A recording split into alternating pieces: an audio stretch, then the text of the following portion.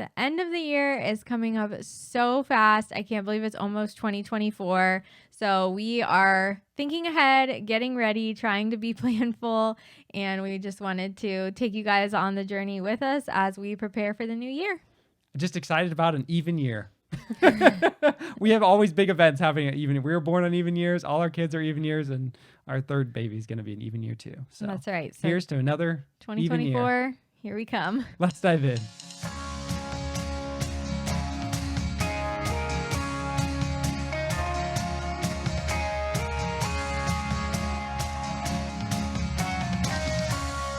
It's almost a new year, and I'm super excited for what we have planned ahead of us.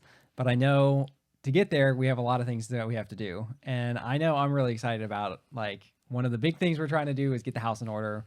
And it's a huge task, and we're talking all about that and minimalism and all that fun stuff. But I don't know. I'm a weirdo who really enjoys organizing and getting everything, like, in a proper place.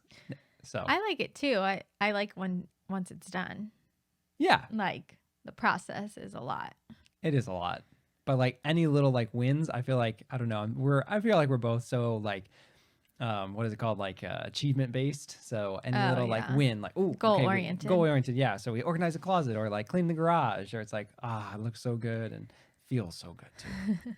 I feel like when we get stuff organized too, we maintain it pretty well. Like not forever, but yes. For like a year or so, like if we get a pantry organized, we're pretty good at keeping things organized once they are organized. Yes. Yeah, I'd say especially things that you actually have to organize, like pantries and garages and things like that. I feel like it's the like dining room table or the kitchen counter, those things are the ones that kind of speed up the... Had no surfaces in our house. I know. But it is true. They say, they talk about, I think there's science around like the piece of like having things organized and seeing, like, I'm one of those people. I totally feel at ease and at peace if like the bar in the kitchen is like clean and the dining room table is clean, like every time I pass, because your kitchen's like your most frequent area, so like passing through there and just having the peace and like I don't know, hits me different. No, I definitely feel the peace too. I feel like it doesn't bother me. Like, if it's messy, it doesn't bother me until it gets to a ridiculous point. But then once it is clean, I can see, like, that it's much better that way. But, stop putting stuff on the bar then. I know. Says to all of us. Yeah, no, we all put our stuff up there, so. Yeah. So this is one of the things we're trying to tackle is our minimalism. So what's that look like for us? What's your plan with it? Yeah, I mean, I feel like I've always you hear about minimalism, or when the KonMari stuff was a really big popular, like, if it brings you joy, that whole thing. Oh, Marie Kondo. Marie Kondo, yeah. But her book is called like KonMari or something like that, or The Method, or I don't know, something about that. Sounds legit. And then there was that other show on Netflix where they organize everything in rainbow order. Oh, yes. People are getting annoyed that I can't think of the name right now, probably, but those two ladies. That one. And so I feel like, those type of shows, we've always enjoyed watching those together, and those inspire. And now one of my favorite YouTube channels is The Minimal Mom. She has a ton of followers, like a huge following, but she just talks about decluttering and minimalism, and not minimalism in the sense of like, stark white everything, no furniture, one fork, one spoon, one knife, like, but minimalism in the sense of like, you have the things you need and you don't have a ton of excess, which we are so far from that at this point. I was going to say, I can't even say the word minimalism really defines us in any sort of the way. No, it doesn't right now, but like... And Christmas coming, it's definitely, we're not setting ourselves up here for success. I think that's a goal, though, that we're constantly working towards. And even, this lady, the Minimal Mom, that's how her channel keeps going, because she has 4 kids. They homeschool. Like, it's very relatable content. But it's a never ending task. There is no, unless you are never going to bring something in, which with kids is literally impossible. Yeah. You have to it's a constant, uphill battle. But I will say one of the advice that we took from her was getting rid of like excess dishes. Oh, yeah. And so I did that. I wanted to try it just for a week. Like I put away the majority of our dishes, just enough to basically get through a day. And so it kind of forces you to do the dishes and run the dishwasher, because what would happen is we would get through a day and or we'd kind of slack, and then we'd have so many dishes that the dishwasher was full of dirty and the sink was full of dirty. And so then it's like this huge battle to get, back on track. So I feel like that has been helpful. It's not perfect, but it has been helpful. It's been super helpful. We've also found the other hack, kind of loophole around that, is use paper plates. Well, yeah, we still like to use paper plates for when we can, but we also do use regular dishes. We do, yeah. No. Mostly for dinner, I'm try to use real dishes. But yeah, breakfast and lunch are usually... I think this part too would be to limit the number of cups that we have for the girls. Because I feel like more recently it's been okay, but we went through a season where it was just oh my gosh, it was cup after cup, because they have their milk and their water and for each meal. And then you're the drink pusher. I know, I'm the drink pusher. You love your beverages. I do. But it's bone pick a broth cup for the and day. Coconut water and milk, and you can't use the same cup for those things. You got to get a fresh cup. That's true. Yeah, it was the bone broth. That's right. The bone broth and the honey tea and when they're water. sick, I think was when it. Yeah, we that's try to true. Push the fluids more. Yeah. Anywho, but yeah, that was an effective one. That was. I think the other one that I liked a lot from Marie Kondo is such a obvious one around making sure you see what you have. Yes. So I think that one stuck with me for the clothes and the closet, folding your shirts and everything so you can actually see, putting them up versus flat. Yeah, that's one of the things that, it's been many years now since we watched that and learned about folding the shirts that way, and I have stuck with folding them that way. I like being able to see everything. Mm-hmm. So I think the other thing too, obviously we're coming into a new year here, and I think one of the things we want to talk about today was really starting now so that you're set up for success into January.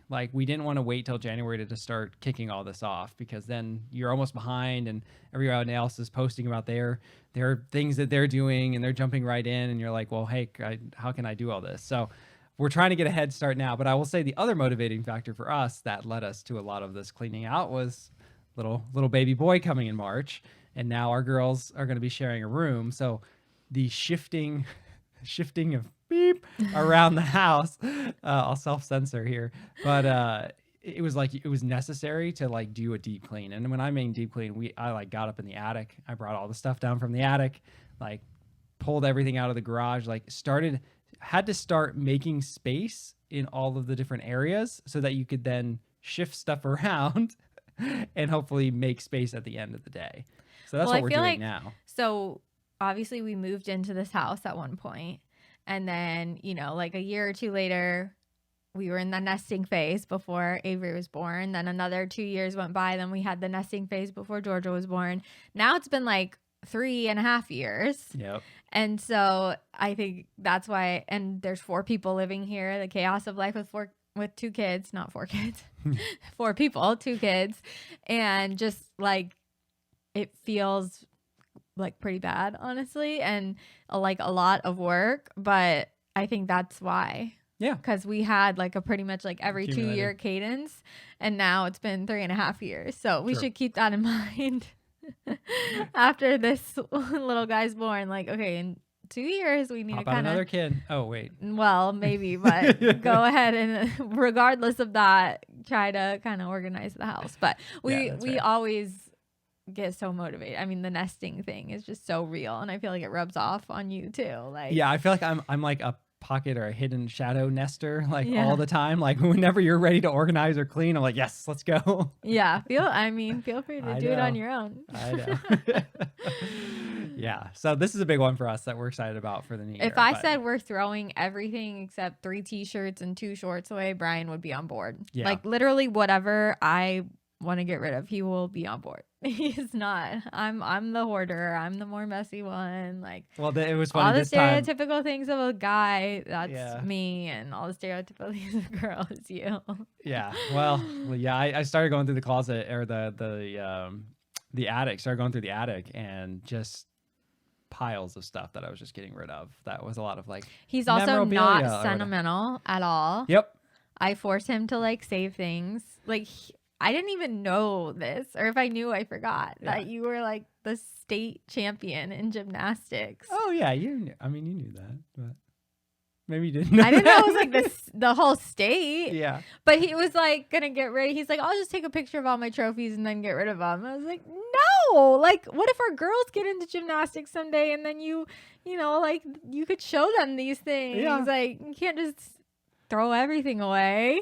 Yeah, I mean, it's just like, what? Wait, it's sitting in a box in the attic, but I get it. So I have my medals actually sitting over here. I was like, you have to save it, and then someday our children will throw it away. Like, give them something to do when they get older. We die. Yeah. So anyway, I kept those, and I appreciate that. You balanced me out well.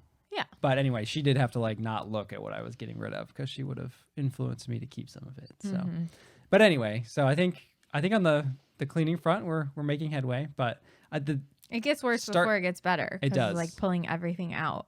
Yeah. And then we also have added all the homeschool curriculum and homeschool things that I collect and the craft supplies and all that. And it's like finding a home for all of those things that, you know, just over the last year or so have started to accumulate. And it's like, there was no like empty space before we started accumulating those things. But I think one thing that keeps it fun too is like, you know, besides like start now so that you're getting yourself set up for success for 2024 is like break up that time with going shopping, but to buy like containers and stuff. Like, I don't know. We really enjoy like some retail therapy, and the chance to buy containers is also just really fun as well. We enjoy that. I think that caution is don't go out and buy all your containers first and then try to figure it out. Like obviously you need some to start, but kind of plan a little bit, but then take a break and go buy some containers. And you know, you're going to use containers at the end of the day regardless. So but it's kind of a fun, kind of breaks it up. Like I'm already excited. Like we have boxes of like Amazon box style boxes of just random homeschooling stuff, and like, oh, I'm so excited for her to like plan it out so we can go to Walmart and get all the different bins that fit it all together. So well, that's one thing we were just talking about tomorrow. Like, what could we do for fun tomorrow? We could go to the Container Store. Oh yeah, that's true. And just like, I mean, take a look. We're not buying anything. Not buying anything. We'll see what they have and then see if Walmart has it. But yeah, for sure. We're those people. Yeah.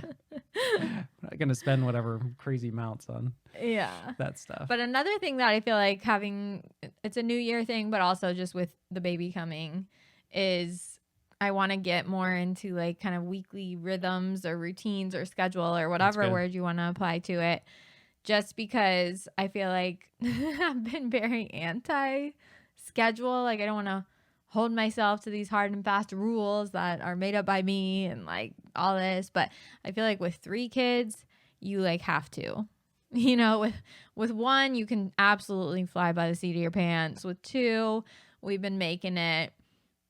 There's just no way with 3. Like, there's just no way we can just continue. So I want to just try to implement that before he's born so that when he is born, it's more a second nature. But have a day for laundry. Have a day, or probably multiple days. That would include laundry, unfortunately. Have a day for cleaning the bathrooms, a day to vacuum, like all those things. So I just look up either YouTube videos or Pinterest to get inspiration for that kind of thing. And there's so much out there and so many good ideas, and everyone has their own way, and I'll probably come up with something and then I'll do it for a while, but then tweak it. And so you just have to be flexible, but I do want to get more into like certain routines. I feel like I did that a few months ago with homeschool, where I was like, okay, no, like we actually do need a little bit more structure. Yeah. Because as much as I love the wild and free and, you know, open-ended play, and they don't need to sit down at a desk till they're 7, for our kids, they like doing that. And so they thrive when they have that to start their day. And so I decided to make that a priority and try not to sway too much away from it. So yeah. And I think the other thing too is as you create these schedules and you do this already, but like the kids like to be involved in these things. So like they already are starting to learn, or they already help with like bringing laundry in and stuff. And like even the cleaning and stuff, like tomorrow we're already talking about like, we got to keep cleaning, and you and your mom came over one day and started doing stuff and just giving them jobs. And like kids love like to just help and do stuff, especially at this age. Like they don't know that it's like necessarily a chore. Yeah, they're not like moody teenagers yet. Yeah, so they were like vacuuming and Swiffering, like whatever jobs you can get them to do. I think having them part of it is good. Yeah. And I mean, it's hard for me because, and I feel like all moms get this, like it's easier and faster to just do it yourself. So like I recently decided, they're probably, especially Avery, probably big enough now to like operate the vacuum, and so we tried it the other day, and I mean, it is painful to watch, but if she doesn't start, she's never going to get there. So, have to just let her do it, and spots will get missed, or, it goes over the same spot 50 times and then misses spots over here, but that's okay. It's the learning process. And then Breathe. In a year from now, probably way before that, but let's just say a year from now, she'll probably be really great at it, and I'll be so happy that I have like this helper who can run the vacuum, And so it's like, yeah, got to go through the pain and the learning process. Yep. Just like with cooking with them in the kitchen, I feel like it's really painful. But someday we're gonna be glad that we, taught them how to crack an egg. Wake up and they'll have made the eggs, the bacon, the avocado toast just for us. That'll be the day. Yeah. But that's like anything too. I mean, part of the homeschooling is trying to do some of the Montessori type stuff. So preparing for life. Yep. Yeah. Got a little helper. We're just making more helpers as they become a little more independent. So yeah, it's a great idea. I like the schedule. I think the other thing we're going to try to implement too, that I haven't quite figured out what I want to use yet, but is like more like planning around like task lists of like, I guess it's like the honey-do list, but not just the honey-do for me. It's just like the family to-do list and all the things I think we just often get, and I think it's only going to get crazier, a little bit lost in like, oh, what are you working on? What are you working on? Like, because I'm also not a great communicator.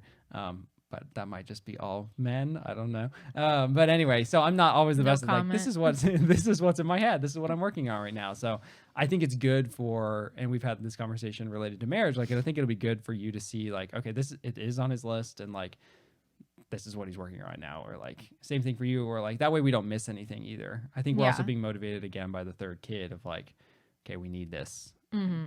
Otherwise it's all gonna fall apart.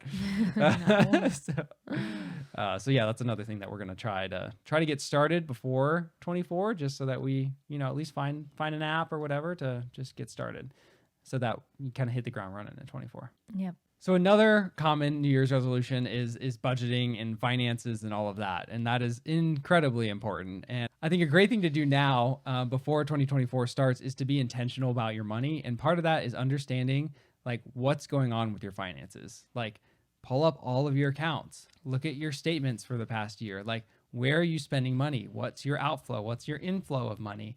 What are you saving? Like, just take some time, pull up your accounts and just look back. It's easy to download and see the information from the past, just to give you a snapshot of how did we do this year and how do we want to be better into 24. And I think that helps you budget and kind of figure out like, okay, where, how much should I spend in these different areas? We were just talking like sometimes it's helpful to like just understand what you've spent in the different buckets as a starting point. And that's what we've kind of done over the past year. Is like we didn't, God blessed us with provision and the ability to not have to budget from a cadence of like every, we're fighting for every dollar. Like, we're able to save, which is great. But trying to define like how much should we spend on groceries? How much should we spend on shopping? How much eating out? Like, I don't know right off the bat, like, where should we start? So I think it was helpful to look back and say like, okay, how much did we spend last year in each of these categories? And be like, ooh, that seems like, man, we spent X amount on eating out. That seems ridiculously crazy. So let's set our budget, a few $100s less than that or whatever it is. And I think that's an easier way to start in budgeting if you've never like budgeted before. And I think the caveat too is like, if you have, credit card debt or high interest debt, like those are the things that you have to be very intentional about in your budgeting, because trying to pay down that high interest debt. But everybody's financial situation is different. But if you want to talk more about budgeting and all that, I would love to sit down with you and talk more about it. So if this interests you at all, or you're scared of it and don't know where to start, like, hit me up. I could talk about it for hours. So that is a fact. I'm going to turn it off now because I'm probably putting everybody to sleep already. He's getting too excited. Cleaning and finances. This is my podcast episode. I know. I'm a lucky girl. I'm not saying that sarcastically at all, but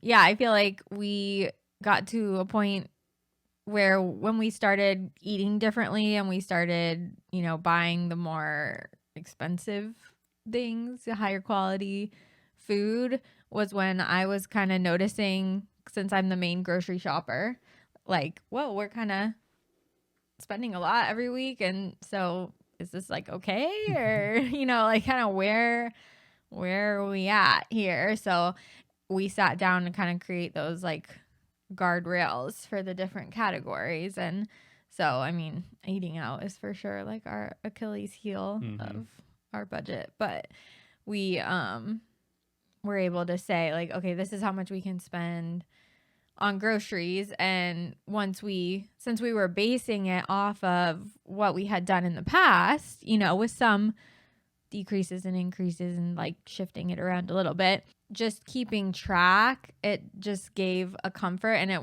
wasn't really a point where we felt like, oh, like we have to scrimp because we're running out of budget.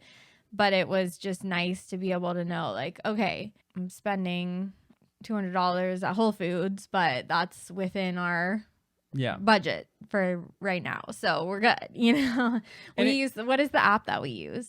It's Good Budget. I think it's the one with I think Dave Ramsey's company uses it, but it's Good Budget, to keep track of all your different. It's really envelopes. Simple. Like I just wanted something simple, so it's just like each category, and then you're either in the green or the red.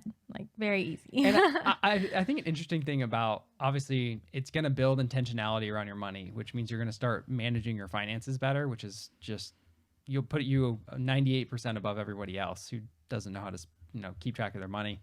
But also it allows you to, as you start doing it more, you start to realize like you feel. Yeah, you get a feel for it. You get a feel for it. Like entering stuff and things is like helpful. And then after a couple months, you're like, okay, yeah, I can like sense better if I'm overspending or not.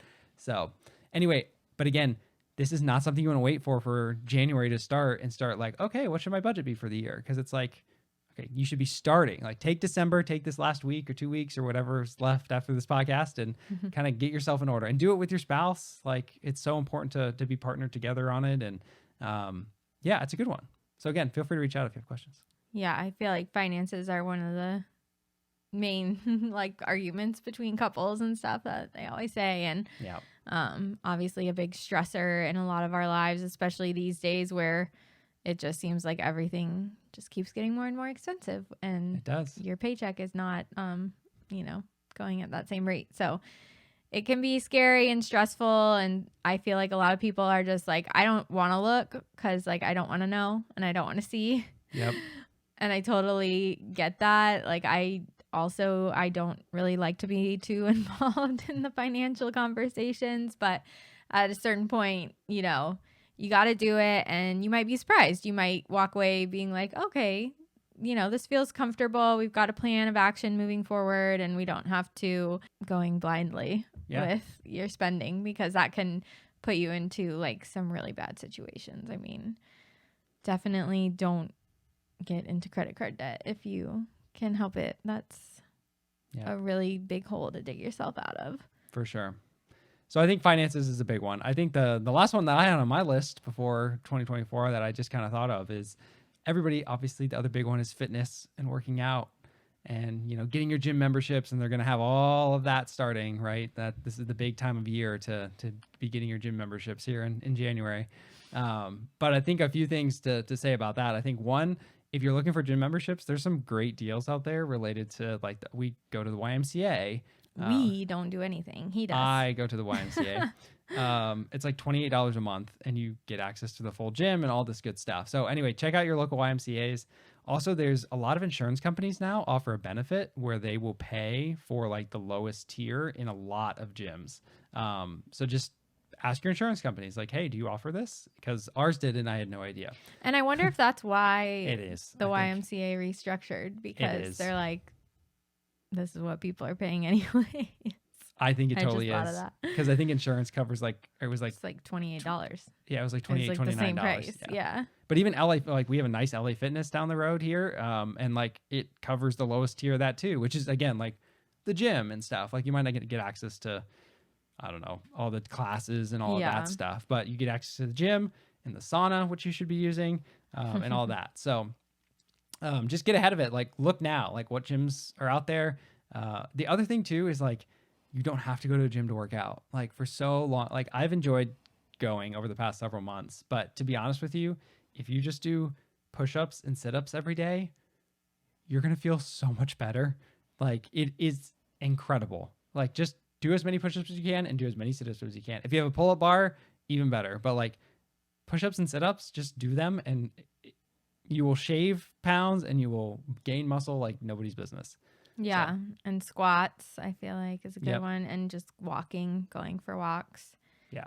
Is really an easy thing to do. Like even with kids, if your kids don't like to walk, put them in the stroller with a snack and like go out there and do it. Or, you know, now at this point, our girls are like almost 6 and 3.5 and they just walk, you know, we don't go on mile long hikes like some people who live in, you know, more naturey areas are able to do, unfortunately. But, you know, we just do our little walk nightly. It hasn't been great lately just with injuries and stuff, but we'll get back to it. And yeah, my fitness goals are going to be fitness belly in the clothes. That's right. It's a struggle. It is a struggle. So, but yeah, I mean, I think those are some pretty big lofty goals here to get started before 2024. My fitness goals will be for 2025. I like it. Like get through baby, about a year or so breastfeeding. Yep. Then I'm going to be back, baby. All right. So I was in the best shape of my life before. This is an unrelated topic, I guess, but this has been like the first pregnancy where I feel like I've struggled a little bit with the body image of just the changes and getting bigger and just like it's because I actually worked for my body before this pregnancy for the first time and had good results. So you look great, babe. Someday she'll be back. Thanks, honey. Yeah. There's obviously tons of New Year's resolutions out there. I feel like we're kind of hitting the big ones. Another one I feel like for me is more faith related, like reading the Bible and just reading books in general. I don't like to read fiction books, but I like to read books that are teaching me things, whether that's through an audiobook, listening to it, or actually reading it. So I just want to continue to do that. I feel like I did pretty well this year, but I might set some actual goals. You know, a lot of people try to read a book a month or a book a week. Some people are crazy, but book a day. One book a year for me. No, I'm just kidding. But I do want to do like a Bible study of the new, you know, go through like the whole New Testament with Bible study and stuff. So different things like that. So the important point of this whole podcast is just to get you to start now, come out of the little like holiday fog a little bit and think ahead to, you know, January 1st is coming and everyone's going to be talking about goals and resolutions. And, you know, you don't want to start off the year feeling behind the 8 ball. So start now. And in a future episode, we'll talk about the Gregorian calendar and how the year doesn't actually even start in the middle of winter on January 1st. But trying to screw us up. Just to go with the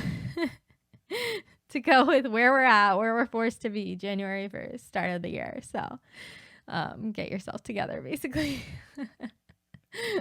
That's right. But great. We're excited for the year ahead. A lot of big changes coming to the family here, and we're trying to get ourselves in a good spot before this. So thank you guys so much for listening. And we want to hear more about what your resolutions are. And if you want to talk more about the things we talked about today or interested in any of these topics, like we would love to talk more one-on-one with you. So just hit us up in the DMs or comment down below and we'll connect with you guys. So, and leave us a 5-star review, thumbs up on YouTube, subscribe, all those things. We are terrible at like promoting ourselves and pushing that, but it really is helpful for us, especially as another thing we didn't talk about is how we want to just continue to, you know, be consistent with this podcast and grow it and reach more people. So if you guys can, you know, help us out in those ways, it's really awesome. So We appreciate you guys, and we will see you in the next one. Bye.